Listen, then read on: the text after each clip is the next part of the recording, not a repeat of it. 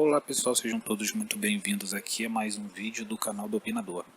Nesse vídeo aqui eu venho responder um comentário que eu recebi, né, já faz algum tempo, que era referente ao dito poder oculto dos FX, né, dos FX. Eu sei que eu até já tinha falado que não ia gravar mais vídeos a respeito dos FX, mas é meio complicado. Mas na verdade, se a gente for contar uma cena, né, que o pessoal tem com esses processadores. Eu recebi um comentário em um outro vídeo meu que dava conta a respeito, né, o colega questionava a respeito do poder oculto que os FX, que há tempos atrás, né, o pessoal dizia que tinha, né, que os FX tinham. Ou seja, surgiu uma história, assim, pouco tempo depois do lançamento dos FX, principalmente ali na época do Shera, né, que dava conta de que o FX ele era um processador para o futuro. Por isso que ele não estava tendo o mesmo desempenho que os concorrentes tinham em jogos. Em multitarefas, a coisa era diferente.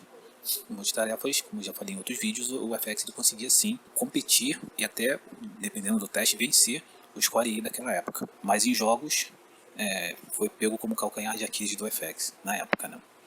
E aí ele comentou, né? Poxa, passou muito tempo, já passou uma década já, e até hoje o poder dos FX está oculto. Ninguém soube, né? Ninguém viu. Bem, isso é uma verdade? De todo... Assim, se a gente for olhar de modo geral, completo, não. Por que não?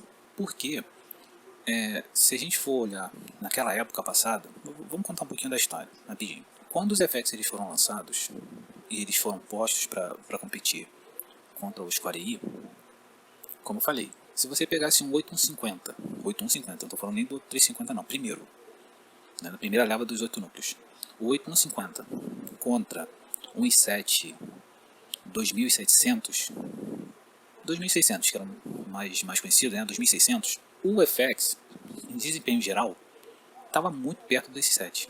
De modo geral, ele estava muito perto. Ele perdia na maioria dos casos? Perdia, em multitarefas. Mas ele estava muito perto desse 7. Muito perto mesmo. Coisa de que se você mandasse, por exemplo, converter, vamos dizer que você tivesse um vídeo que você fosse converter ele de AVI para MP4. E aí você mandava um determinado programa converter nos dois processadores. O i7 é terminar essa conversão, vamos supor, em 5 minutos. O FX é terminar em 6 minutos. 6 minutos e 10, 6 minutos e 15. Então era muito perto, isso é muito perto. Porque aí entra a dúvida. Tá, mas o i7 ganhou, ok, mas você já viu o preço do i7? Cara, o processador desse era mil e pouco. O FX ele chegou num preço até alto no mercado, mas depois ele baixou. Então comparando com o preço final dele versus o preço final do i7, do 2600, eu perguntaria para a pessoa, olha só, tá bom, o FX perdeu por um minuto e alguma coisa. Eu tenho uma dúvida para te fazer. Quanto é que custa esses 1 minuto para você? É isso que a pessoa deve se perguntar. Vale a pena eu gastar o dobro do preço em multitarefas? Eu não estou falando em jogos, em multitarefas. Vamos dizer que você precisa de multitarefas. Vale a pena eu gastar R$ 1.000 para ter 1 minuto a mais de desempenho ali? Uma diferença tão pouca? Compensa mesmo? Eu acredito que não. Fato esse que quando eu trabalhava em campo, quando eu trabalhava consertando computadores na rua, eu fui em empresas de engenharia, mexia com coisa bruta, prédio, planta de prédio mesmo. O que tinha ali? As empresas de engenharia. E ali, você sabe, o pessoal mexia com plantas, né, de prédios, eram empresas conceituadas, reconhecidas no mercado, né, e na época que eu trabalhei lá, fazendo esse tipo de manutenção. E eu te pergunto, sabe qual foi a minha surpresa? Sabe qual foi a minha surpresa ao chegar para poder fazer a manutenção nas máquinas de uma sala e ver que ali não tinha processador Intel? Não tinha, se tinha algum era 1, 2 no máximo. Não tinha Core i. O que tinha ali? Eu encontrei FX 8150, eu encontrei Phenom 2x6. Foi isso que eu encontrei. Por quê? Porque o cara, ele entende disso. Quem passou essa informação para ele entende do assunto. Sabe que a diferença nesse caso aí do FX pro Core i é muito pouco. Então, cara, poxa, eu não vou gastar aqui R$ 500 a mais no processador que vai dar uma diferença de desempenho maior do que o outro. Vai, mas não vai ser tanto assim. Eu posso perder esses 1 minuto aí de desempenho numa conversão de 5 minutos. Eu aceito perder isso daí. Por quê? Porque o que ele vai fazer em retorno financeiro para mim é maior. Eu gasto R$ 500 no lugar de 1.000 e tenho praticamente o mesmo desempenho no multitarefas que eu preciso. Ponto. Então, era isso que eu encontrava no campo. na empresa de engenharia, em boa parte delas eu encontrei isso daí. Então, a gente pode ver que no multitarefas era muito próximo. Concorrente por concorrente era muito próximo. Ali o que era mais distante era o FX de 6 núcleos. O FX de 6 núcleos daquela época, salvo ali talvez o FX 6200, que é muito pouco conhecido, ele conseguia fazer frente ali a alguns i5 do início, i5 de segunda geração mais simples. Por exemplo, o i5 2300, tinha o i5 também 2310, ele conseguia fazer frente no multitarefas. Eu não estou falando em jogos multitarefas, por enquanto eu estou falando só de multitarefas. Mas se você fosse olhar, por exemplo, o FX 4100 contra um i3 da segunda geração, é muito perto, cara. E o FX 4100 era muito mais barato do que o i3. Então, o estímulo que você tinha para comprar o i3, por exemplo, frente ao FX 4100, era muito pouco. Até com o FX 4100, você jogava em overclock ali. E o i3 não tinha já essa modalidade de overclock. Então era isso que se encontrava. Tá, cara, em multitarefas você já explicou, mas em jogos, o que a gente tinha?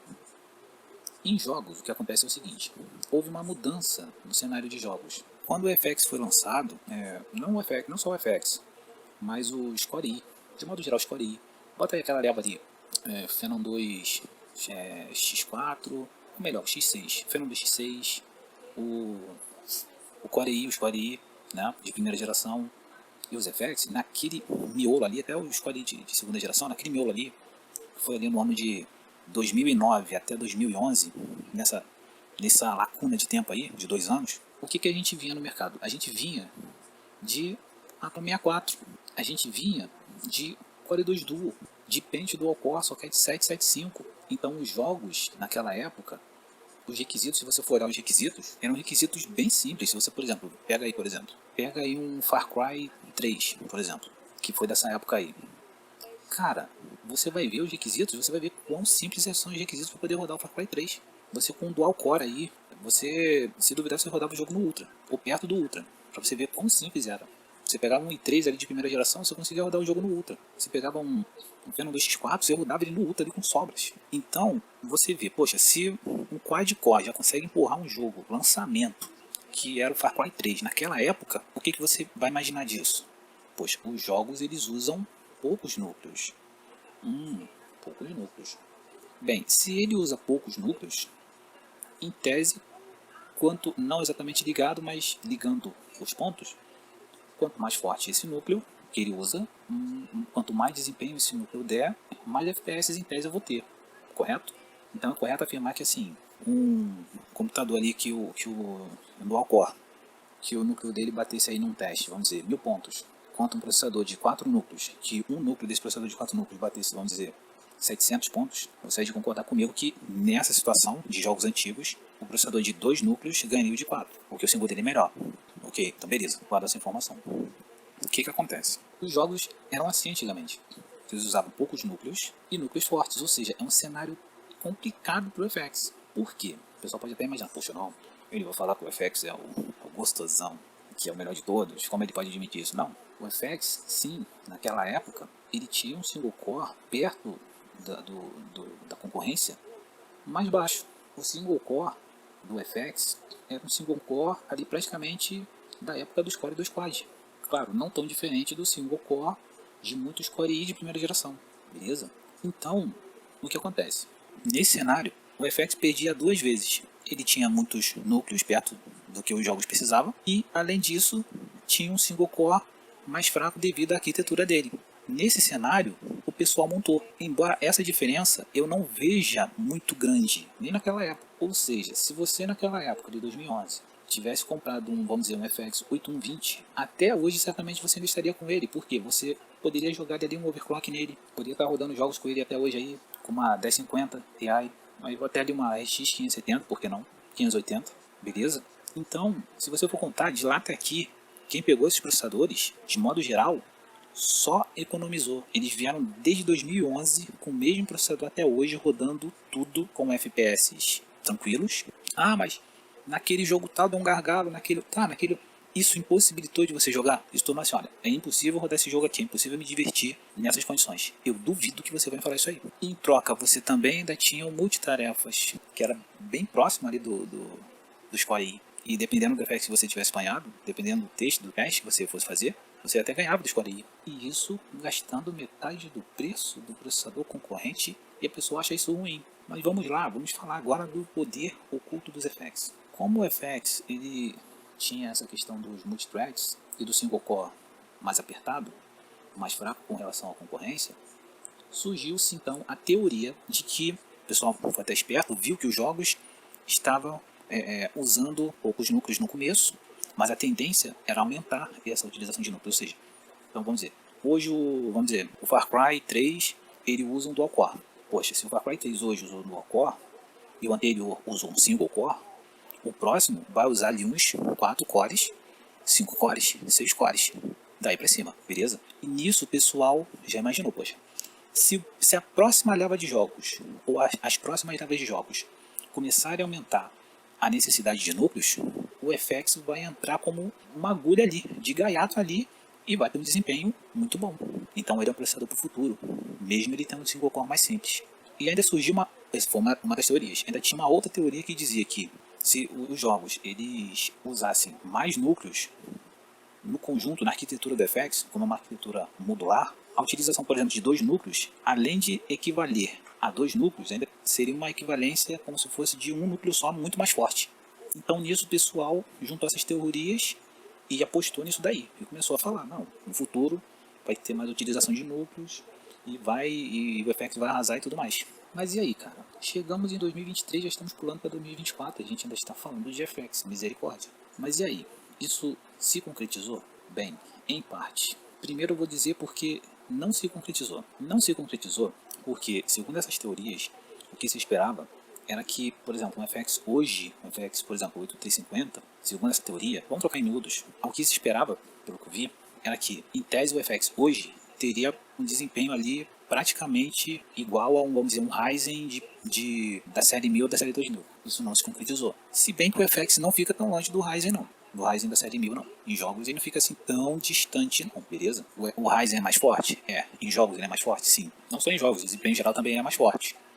Mas se você for pegar, por exemplo, o Ryzen R5 1600, o FX 8150, ele não tá tão longe em jogos, não. Não tem como você falar assim, o Ryzen deu uma surra de deixar o FX aqui no chão. Não. Não. A gente pode até dizer, inclusive, que um FX, por exemplo, 350 estaria no nível de um Ryzen R5 1400. O que, se você for comparar, não é tão ruim. Um processador de 2012, com desempenho tal qual um processador de 2017, não é uma coisa tão ruim, ok? Mas o que se esperava, pelo que eu vejo, era que ele tivesse um desempenho até além desse Ryzen R5 1400. Isso se concretizou? Não. Nem em multitarefas, nem em jogos. Ou seja, nem em desempenho geral e nem em jogos. Não se concretizou. Por isso, não se concretizou. Em contrapartida, se concretizou porque essa questão dos jogos começarem a pedir muitos núcleos, hoje tem jogos que estão pedindo aí 6 núcleos, 8 núcleos, tem jogos que só se satisfazem com esse nível aí de exigência. Então, nesse caso, se concretizou porque hoje você com o FX 8350, em 2024, 12 anos depois do lançamento desse processador, ainda consegue botar uma placa de vídeo, tipo a 1070 ou até 1060, por que não, e rodar praticamente tudo hoje. São raros os jogos que você não consegue rodar com essa configuração. Você bota uma RX 580, uma RX 590, uma 5600, 5500, 6500 XT, você consegue rodar de boa. Ah, cara, mas deu um gargalho. Tá, mas você consegue rodar de boa. Então, aquele 500 cruzeiro que você gastou lá no FX lá atrás, já se pagou conforme o tempo. A partir daí, você só economizou. E do outro lado, e na concorrência? Na época passada, tinha muita gente que falava assim, não, troca o seu FX 850 por um Core i3 2/4, ou até pelo i5. Troca pelo i5 2500, troca pelo i5 3470. O que aconteceu? Muita gente trocou. E hoje, muita gente está tendo que trocar o seu Pentium 2/4, o seu i3 2/4 e até o seu i5, que eu acredito que, assim, tem algumas pessoas que já estão tocando, né? Embora eu, por exemplo, se eu tivesse um i5 ainda não tocaria ele ainda não, ele já estaria já no nível de trocar, mas ainda não tocaria ele ainda, ele ainda estaria dando com caldo, mas enfim, já tem tempo, já tem gente que... Mas é como eu falei no vídeo anterior, eu sou um perfil sub-gamer, eu não preciso de um processador top de games, Eu não preciso. Mas tem gente que vai fazer um stream, tem gente que vai fazer uma gravação de jogo. E às vezes até nem que ele vai fazer isso daí. Às vezes, dependendo do jogo ali, um outro jogo, você vai rodar no i5, 100% de utilização, filho. 100% de utilização, stuttering, você não consegue mexer mais em nada no computador e... Entende? Então, teve muita gente que naquela época foi levada a comprar esses processadores em detrimento do FX, que custava até mais barato, e hoje já vai ter que trocar esses processadores. Enquanto o FX ainda tem ali mais um caldinho ali, mas um caldinho ali chutou de mais uns 2 anos ali para poder você trocar ele. Então, de modo geral, qual o poder oculto que o FX tinha? Na verdade não tinha poder oculto nenhum. Simplesmente era uma coisa lógica. Os jogos começaram a consumir mais núcleos. O FX tem mais núcleos do que, por exemplo, um Core i5, 4/4, embora o pessoal diga que não, ele tem. E isso se mostrou hoje. Você hoje tem até aquele vídeo que eu canso de colocar aqui, onde o rapaz pegou um i5 3470 contra um FX 8350, se não me engano foi 8350, e você via o FX ganhando do i5. O que é isso, camarada? O FX tem mais núcleos do que o i5. Ah, mas o single core do núcleo do i5 é mais forte do que os FX. Ah, até que desse 5 não é tanto quanto se parece, mas ele é. Se a gente for rodar um PSMark, né, você vai ver que o desse 5 ele bate quase 2.000 pontos. Acho que dá 1.800 pontos, 1.900 pontos, se eu não me engano. Já o do FX, ele bate 1.600, se eu não me engano. Não é, ou seja, não é uma diferença assim tão enorme, mas é mais forte. E você vê o FX na frente. Então, como você me explica isso? Se o FX, a princípio, para você tem 4 núcleos, o AMD falava que era 8 núcleos e na verdade tem 4 núcleos. E se o i5 tem um IPC maior? Como é que você consegue me explicar o FX ganhando do i5 nesse teste que o rapaz fez? Simples. O FX sim tem mais núcleos do que o i5. O FX não tem 4 núcleos. O FX 8050 não tem 4 núcleos. Eu vou explicar mais uma vez aqui como é que é a questão dos núcleos dos FX. Eu já fiz dois vídeos a respeito disso, mas enfim, vou explicar. Vamos pegar a arquitetura do i5, o Core 2 Quad, por exemplo, enfim. Ou até da AMD mesmo, o Phenom 2x4, ou o Phenom 2x6. Vamos pegar o do Phenom 2x6, porque é mais ou menos um desenho parecido, né? O Phenom 2x6, assim, quando você fala que o processador ele tem núcleos reais, o que a gente pode dizer como núcleos reais? O núcleo, ou seja, o núcleo trabalha de forma independente do outro. Então a tarefa chega aí, chega no processador, ela pode ser dividida por entre os núcleos, né? O sistema faz ali aquela definição de qual núcleo vai fazer determinada tarefa. esse núcleo aqui, vamos dizer que é uma questão de uma renderização, né? Tem o vídeo, que vai, no caso da renderização tem, vamos dizer, você seleciona um quadro de imagens, muitas imagens, vamos dizer que você vai fazer como se fosse uma apresentação, mas no modo filme. Então você vai selecionar, vamos dizer, 500 imagens, essas imagens vão vir uma atrás da outra, e vai rodar uma música enquanto essas imagens estão passando, e vai rolar um efeito de transição, de mudança de coloração nessas imagens enquanto elas vão passando, beleza? Um vídeo simples. Quando essa tarefa chega no processador, o sistema pode, não é exatamente assim, mas vamos botar assim mais ou menos nesse modo de pensar. Vamos dizer que é um Phenom 2x4. O núcleo 1, que no caso seria o 0, né? Vamos botar núcleo 1, 2, 3 e 4. Tá. O núcleo 1 vai ficar responsável por fazer, vamos dizer assim, a organização sonora do vídeo. O núcleo 2 vai ser responsável por fazer a montagem das fotos. O núcleo 3 pela organização do processo final, beleza? Vai ser assim, as tarefas vão entrando lá para poder ser feitas. Ou então vão ser quebrados em módulos.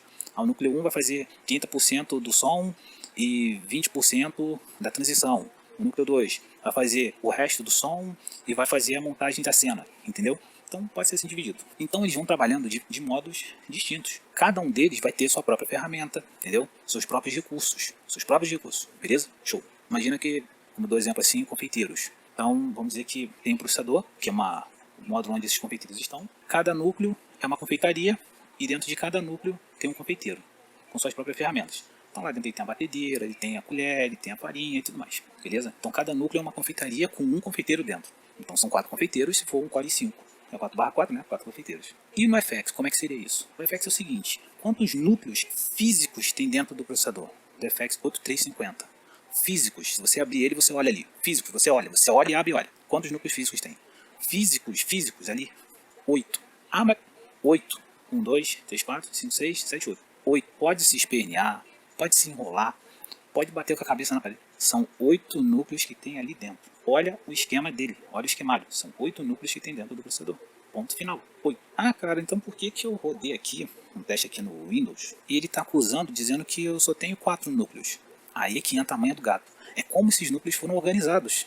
esses núcleos não foram postos ali no processador, um do lado do outro. Vamos dizer, o processador ali, quadrado, tem, vamos dizer, 8 núcleos. Tem 4 núcleos em cima, 4 núcleos embaixo. Não.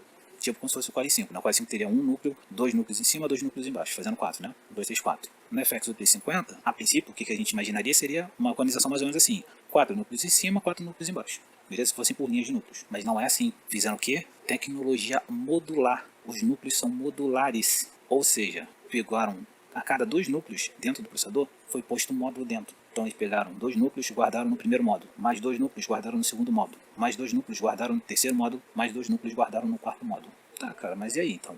Então por isso o processador, o sistema na verdade está lendo quando você faz esse teste, não os núcleos, ele está lendo os módulos. E por que ele está lendo os módulos? É uma falha dele? Não exatamente, porque se ele entender que um núcleo é uma estrutura que tenha processamento e disponha de ferramentas próprias, ele vai entender o módulo como se fosse um núcleo. Porque mesmo que lá dentro do módulo tenha 2 núcleos, quem detém as ferramentas não é cada confeiteiro, não é cada núcleo, é um módulo. Então, é como se cada módulo fosse uma confeitaria e dentro dessa confeitaria tivessem 2 confeiteiros. Então, ele vai ler os módulos como se fossem núcleos. Perfeito? Então, o que acontece? É como se fossem, nos 5, é como se cada núcleo fosse uma confeitaria e cada confeitaria tivesse um confeiteiro. Só que no FX foi se colocado cada núcleo, 2 núcleos, a cada par de núcleos, foi criada uma estrutura que se chama módulo para guardar esses 2 núcleos. E esse módulo é que detém as ferramentas do processamento. Então, é como se tivesse a confeitaria e dentro da confeitaria, ao invés de um confeiteiro como se estivesse nos 5, existem 2 confeiteiros. Tá, e aí? Nos 5, um confeiteiro tem as suas próprias ferramentas. No FX, essas ferramentas são compartilhadas por cada confeiteiro. E é aí que aparece a questão do desempenho. Se fosse tipo os 5, cada núcleo separado ali trabalhando de forma independente, tudo bem. Mas quando é feita a estrutura modular, isso pode resultar numa perda de desempenho. Então, você pode dizer que os 8 núcleos, do jeito que estão arrumados no processador, não parecem que são 8 núcleos. Você pode dizer que os 8 núcleos, da maneira que foram organizados no processador, obtêm um desempenho abaixo se comparado a núcleos que trabalhariam de forma independente, como é, por exemplo, no Core i5, no Phenom 2x6, no Phenom 2x4, beleza? No Core 2 Quad, beleza. Agora, você não pode falar que ali não tem 8 núcleos. Ali tem 8 núcleos, só que eles estão organizados de forma como se parecessem 4 núcleos, até sendo reconhecido como se fossem 4 núcleos, dependendo do programa que você roda no processador, beleza? Então, quando você rodar, por exemplo, eu tenho um FX 850, rodei um programa aqui, ele disse que eu tenho 4 núcleos. Dentro do processador, você tem 8. Ele está reconhecendo a estrutura de módulos como se fossem núcleos. A depender do programa, ele vai reconhecer assim. Se o programa reconhecer que o que é núcleo é a linha de processamento, independente da maneira como ela esteja organizada, ele vai dizer que o seu processador tem 8 núcleos. Agora, se a estrutura do programa reconhecer que núcleo é o que detém ferramentas, que detém acesso a ferramentas de trabalho dentro do processador, ele vai reconhecer como 4. Porque quem detém isso é o módulo. E cada módulo tem 2 núcleos. Show de bola? Então, vamos parar com essa falácia. Os processadores têm a quantidade de núcleos que dizem que tem. Ah, cara, você acha que deveria haver alguma indenização? Olha, na minha visão, eu discordo disso. Porque se você abrir o processador e falar assim, olha só, eu estou desconfiado que esse processador aqui, dizem que ele tem 8 núcleos. Eu estou desconfiado que esse processador, ele tem só 4. Tá, vamos abrir ele, vamos abrir. Você abriu lá e viu 4 módulos. Tá, aí você abriu cada módulo, você viu 2 núcleos. 2 vezes 4, 8. Tem 8 núcleos. A empresa não mentiu para você. Tem 8 núcleos. Ela teria mentido se, quando você abrisse os módulos, só tivesse um núcleo. Aí você viu, pô, são 4 núcleos. Mas de certo modo a empresa não mentiu. Tem 8 núcleos lá dentro. Agora, o modo como eles estão organizados lá, a arquitetura, aí são outros 500. Aí é outra questão. Mas fisicamente, tem 8 núcleos lá dentro. Agora, cara, mas isso tá dando, do jeito que for organizado, tá dando a queda de desempenho, como você, sugeriu ali, pá. Ok, mas isso não muda o fato de que tem 8 núcleos lá dentro. Tem 8 núcleos lá dentro. Só que não está organizado como se fossem 8 núcleos, beleza? Não está organizado separadamente. Está organizado em módulos, como se cada módulo fosse um núcleo. Então, você acredita que deveria ter algum tipo de questão judicial? Bem, isso daí não cabe a mim decidir. Mas o que eu posso dizer é que tem 8 núcleos lá dentro, beleza? Então, fechando o assunto. Os FX, tem a quantidade de núcleos que dizem que tem? Tem, ponto. Aceita ou não? Tem, beleza? Ah, mas não tem o desempenho. Cara, se não tem o desempenho que você espera, ou se o Core i tinha uma arquitetura melhor, mas Aí são outras questões, aí é outra conversa. Mas ele tem a quantidade de núcleos que diz que tem, beleza? Vamos parar com essa falácia? Vamos parar de acreditar na história da carochinha, tá? Show. Outra questão. O FX, ele tinha um poder oculto? Sim e não. Não, porque na verdade não era exatamente poder oculto, na verdade era uma coisa meio que lógica até de acontecer. E sim, porque realmente, se você for contar com processadores que ele tinha de concorrência no passado, ele hoje está ganhando desses processadores. Você pega o i5 T470, você pega o i5 T570, você pega o i5 2400, que o pessoal dizia que estraçalhava o FX. Você chegava no tempo passado ali e falava assim, poxa cara, eu tô na dúvida, vamos dizer, você chegou ali em 2013. Poxa cara, eu tô em dúvida, você chegasse em qualquer fórum desses, qualquer fórum. Fala assim, poxa, eu tô em dúvida, eu tô para poder comprar um processador, um sistema aí, um computador, só que eu tô em dúvida. Entre o i5 2400, aquele 5 de segunda geração, inclusive eu trabalhei com um deles, e na época eu tinha um Fernando 2X6, né? E eu posso dizer pra vocês que multitarefas do Fernando 2X6 engolia aquele bicho. Se você fosse perguntar no fórum, o pessoal falava que não, que isso daí é uma loucura. Não, eu fiz o teste, por incrível que pareça. Vou contar aqui como é que foi. Quando eu trabalhava com esse 5, era um 5 até bom, ele fluía bem o sistema dele, fluía bem o sistema. Só que teve uma vez que aconteceu uma coisa interessante. Eu estava fazendo lá uma questão lá gráfica e eu escutava rádio online com esse 5, né? E aí tá bom, tô escutando o rádio e tô mexendo lá no computador, quando de repente o rádio começou a picotar, como se fosse um disco arranhado. Não tava conseguindo tocar o rádio. Começava a repetir, tocar. E a pessoa falava assim, e não sei o que acontecer. Pronto, travou. Falei, cara, não é possível que o i5 tá dando uma dessa. Pô, memória não é. O processador tá rodando de boa aqui. O que é isso? Aí eu fiz um teste. Fui lá, peguei o mesmo processo gráfico que eu estava fazendo, o mesmo processo de conversão que eu estava fazendo no computador, trouxe para casa e falei, vou testar no meu Fernando 2X6. Botei lá o rádio, botei o processo para poder rodar, pergunta para mim qual foi a hora que o Fernando 2X6 botou o rádio para poder ficar. Fiquei. Pergunta para mim a hora que o Fernando 2X6 fez esse rádio ficar pulando como se fosse um disco arranhado. Nunca. Tá aí tocando até hoje. E pergunta o preço dos 5, pergunta o preço desse Fernando 2X6. O Fernando 2X6 eu gastei nele uns 400 reais. Aquele 5 custava menos de 900 conto. Vivendo e aprendendo, camarada. Vivendo e aprendendo. Então, voltando aqui. Então, ele tinha um poder oculto? Primeiramente não, porque já era mais do que esperado, né, de acontecer. Essa questão da evolução dos núcleos, né? Hoje os processos estão utilizando, os processos de jogos, né, estão utilizando bem ali 8 núcleos, né? Então o FX ainda está se aproveitando dessa questão. E, por outro lado, o pessoal, né, vamos botar assim, estava certo. Porque, devido a isso mesmo, você vê, por exemplo, em fóruns, como eu estava falando, se você chegasse em 2013 e falasse assim, poxa, cara, eu tô aqui na dúvida entre os 5, o 2400 e o FX 8350, qual que vocês me recomendam? O cara, sem pensar duas vezes, ia te jogar nos 5. Não, compra aí os 5 aí, gasta aí 500 reais a mais, 400 reais a mais, vai nos 5 que é sucesso. Aí o que o cara fazia? Comprava os 5. Aí ele chega agora em 2023, ou até antes disso, em 2020. Em 2020, com 2019, 2020, 100% de utilização do computador. Aí ele vai rodar um jogo lá mais moderno, poxa, o negócio aqui tá esquisito, cara, tá travando, tá 100%, tá chegando, rodando aqui um RPG aqui, pô, tá chegando aqui a 100% de utilização, tá dando umas engasgadas aqui esquisitas, pô, tá na hora de trocar esse processador. Do outro lado, aí você vai lá, poxa, quem comprou o FX 8350? Eu vi um teste dele aqui, feito em 2021, contra um i7 3770, que o FX tá pegando ali por 10 FPS. Quanto o i7 3770, e não me venha dizer que o i7 3770 era mais fraco do que o i5, não me venha dizer, que eu desminto e provo, beleza? Então, você veja, não era mais fácil isso que a gente tava falando, cara, eu já vim falando isso daí já tem tempo já, cara, tem tempo, desde 2013 eu já vim falando disso. Tua grana tá apertada, tua grana tá curta, você quer custo-benefício? Vai de FX. Isso que eu falava antes. Hoje em dia as coisas já mudaram. Os FX eles já estão entrando numa questão de aposentadoria. Por exemplo, o FX de 4 núcleos já se aposentou. O FX de 6 núcleos já está se aposentando. Daqui a pouco vai ser o FX de 8 núcleos, já vai se aposentar também. Mas isso é o que eu falava antigamente. Eu falava, você tá com pouca grana, tá apertado, vai de FX, cara. Vai de FX, você não vai se arrepender, você vai me agradecer. A maioria me agradeceu. Então, era isso que eu tinha para poder falar para vocês. Então, assim, galera, vamos parar com essa ideia aí de, entendeu? De revoada, vamos parar com esse conto aí, esse conto da carochinha. Os processadores eram bons, foram passados como processadores ruins. Muita gente falou que eram processadores ruins. Não mereciam ter esse tipo de adjetivo de, processador ruim, terrível, é detestável. Não, são processadores que até hoje fazem um trabalho bom. Com certeza tem empresas que ainda têm esses processadores hoje ainda. E estão trabalhando, estão fazendo o que precisam aí, estão produzindo. Tem gente que ainda está jogando com os processadores, eu mesmo estou jogando aqui, ó, tô com o meu aqui ligado, ó. Tem planilha aberto, navegador aberto, tá rodando GTA, daqui a pouco estou convertendo vídeo nele, fazendo de tudo, cara. E teve gente que comprou esses processadores aqui, na época, por menos de 500 reais. E quando você olhava para os Core i, tinha Core de 700, 800, 900, 1000, 1500 reais. E aí você tem um processador desse entregando ali 70, 80% do que esses processadores entregam. Por favor, qual é a parte que vocês não entenderam o que é custo-benefício? O que foi, né? Porque agora quem aproveitou, aproveitou. Quem não aproveitou, não aproveita mais. Hoje eu só recomendo vocês montarem aí no FX 8 núcleos e olhe lá.